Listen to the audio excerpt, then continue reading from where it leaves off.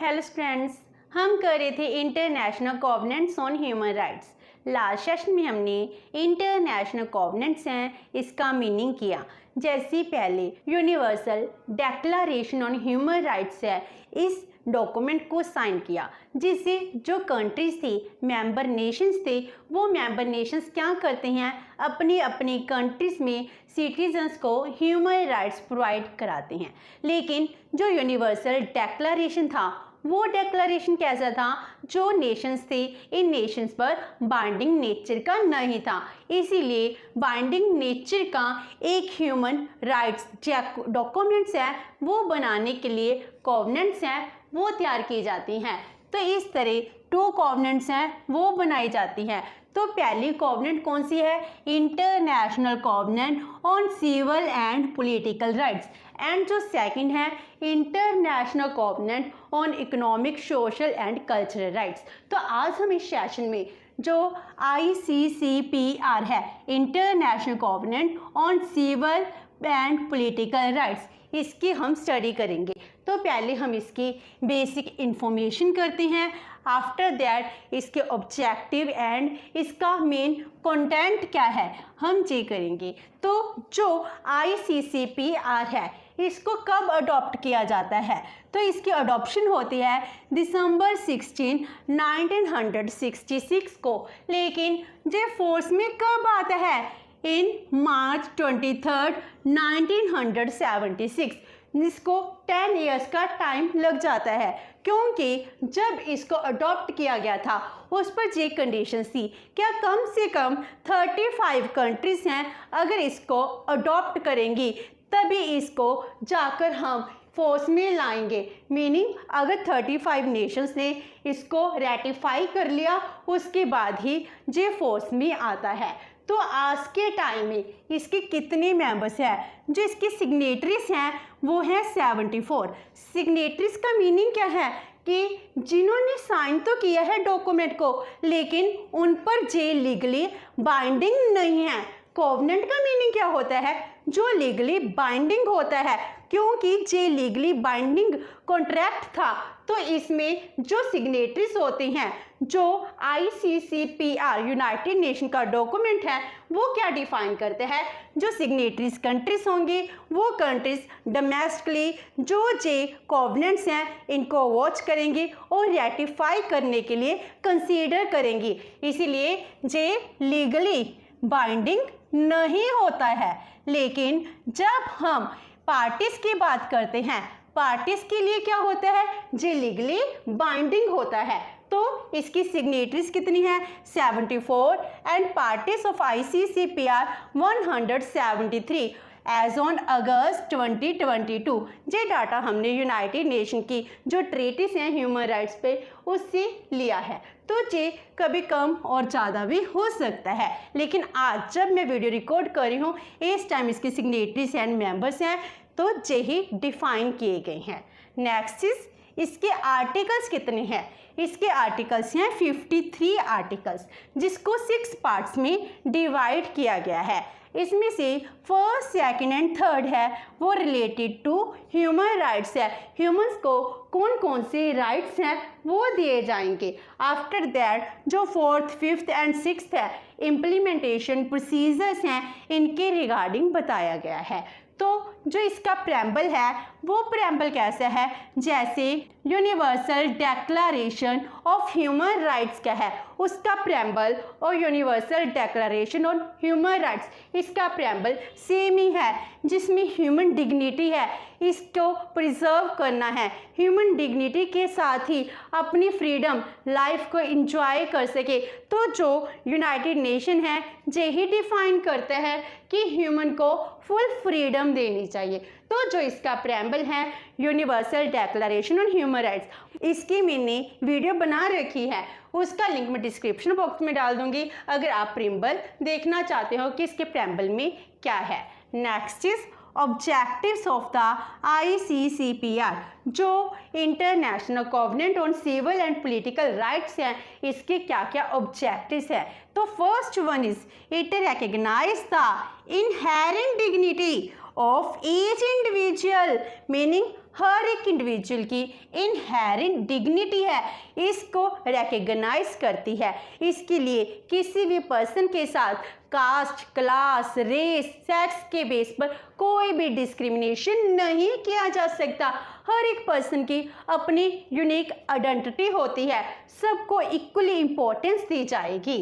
Number 2, it promotes conditions with in the state to allow the enjoyment of civil and political rights। तो इसका meaning बना कि जो civil and political rights हैं इसको enjoy करने के लिए जो मेंबर नेशंस हैं जिन्होंने इसको रेटिफाई किया है, वो पार्टीज की स्टेट के विद इन क्या करेगी, ऐसी कंडीशंस हैं वो इम्पोज करेगी जिससे ह्यूमन राइट्स हैं वो सिविल एंड पॉलिटिकल राइट्स को एंजॉय कर पाए। Next is ratified countries of ICCPR are binding to take administrative, judicial and legislative measures in order to protect the rights enshrined in the treaty।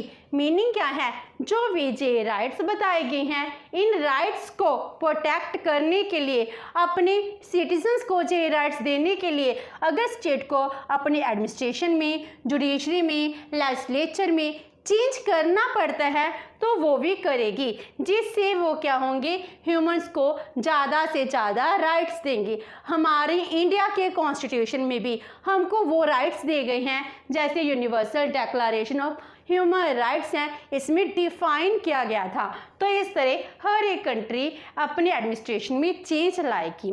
Last one is and it provided an effective remedy. Effective remedy की इसका mean है अगर human के जो rights हैं वो violet होंगे तो उसके लिए वो ह्यूमन राइट कमीशन है इसको भी अप्रोच कर सकते हैं।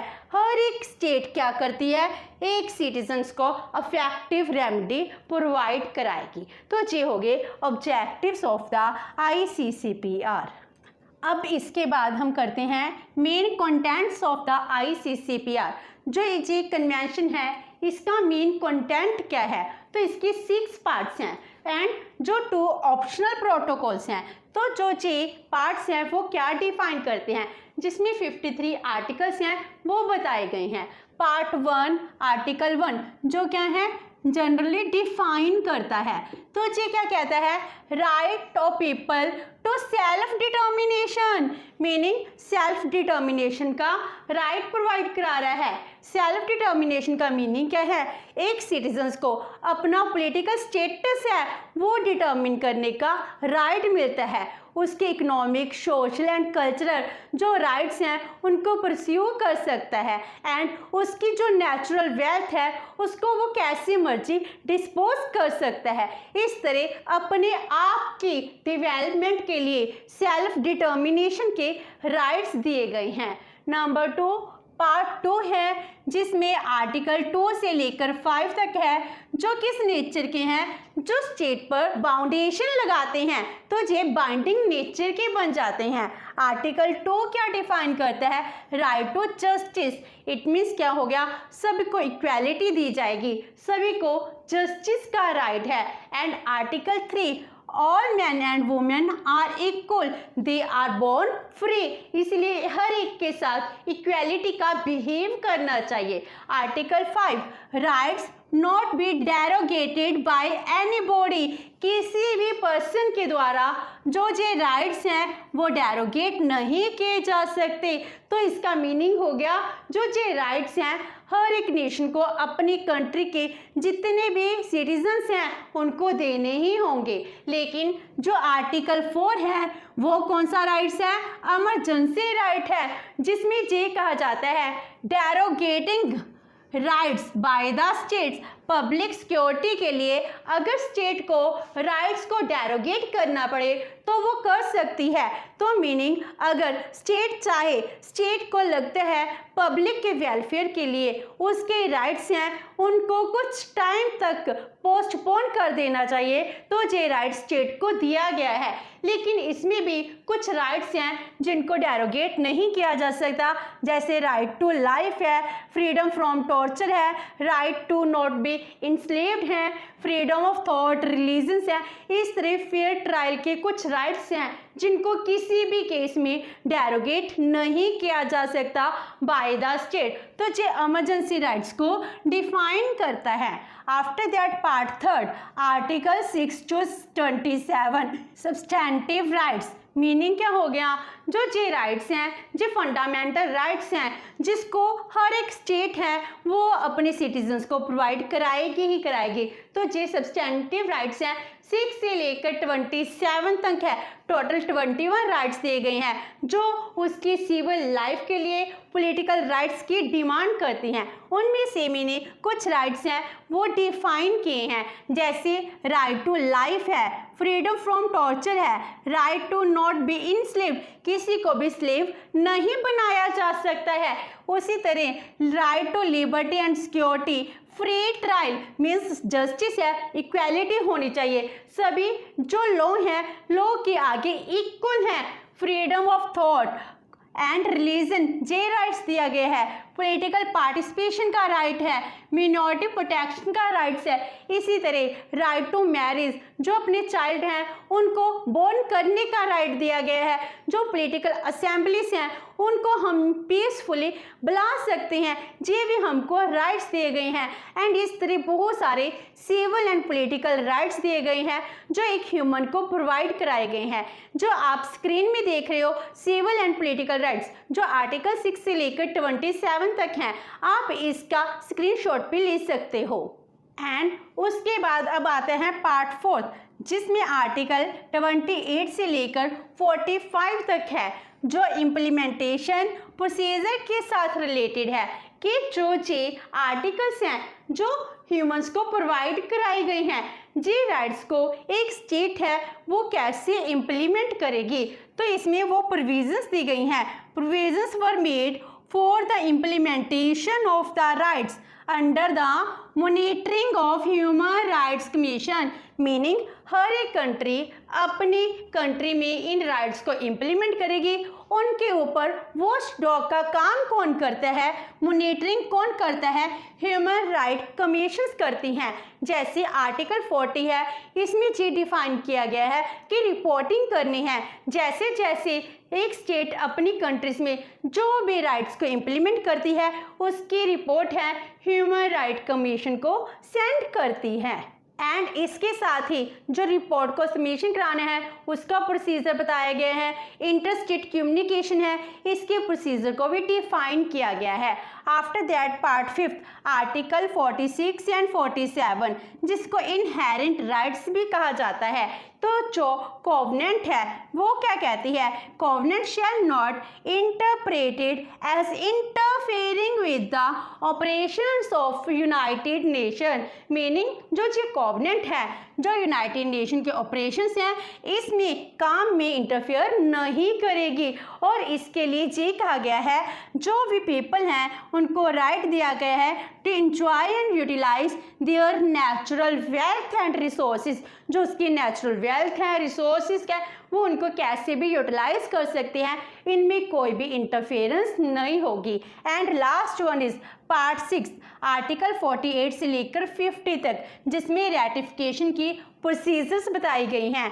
तो it deals with the formalities of ratification, implementation and amendments of the covenant। जो कोवेनेंट हैं अगर एक कंट्री अपनी स्टेट में इसको रेटिफाई करती है तो इम्प्लीमेंटेशन कैसे होगी, अगर अमेंडमेंट्स करनी है कोवेनेंट में उसकी प्रोसेस क्या है, तो ये डिफाइन किया गया है। इस तरह आर्टिकल 1 से लेकर 53 तक जो भी कोवेनेंट के प्रोसीजर्स हैं राइट्स हैं इनको डिफाइन किया गया है।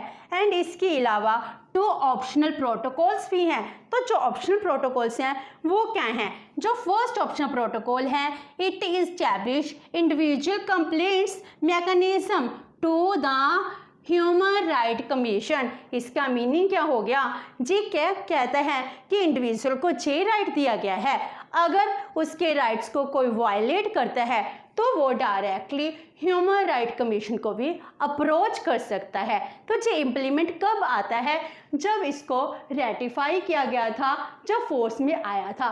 तो मार्च 23, 1976 में जे फोर्स में भी आ जाता है।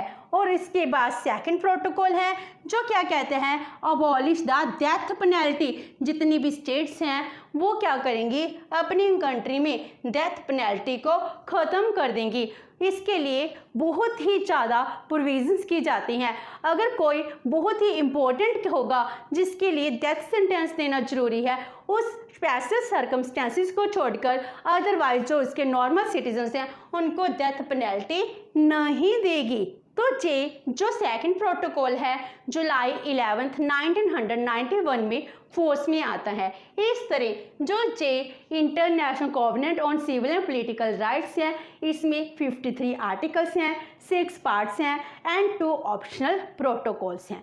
तो विद दिस हमारा international covenant on civil and political rights हैं जी कंप्लीट होते हैं। नेक्स्ट सेशन में करेंगे हम international covenant on economic, social and cultural rights. Hope so कि आपको ये सेशन अच्छा लगा होगा। अगर आपकी कोई क्वेरी है तो post comment box and video अच्छी लगी तो please like and share with your friends.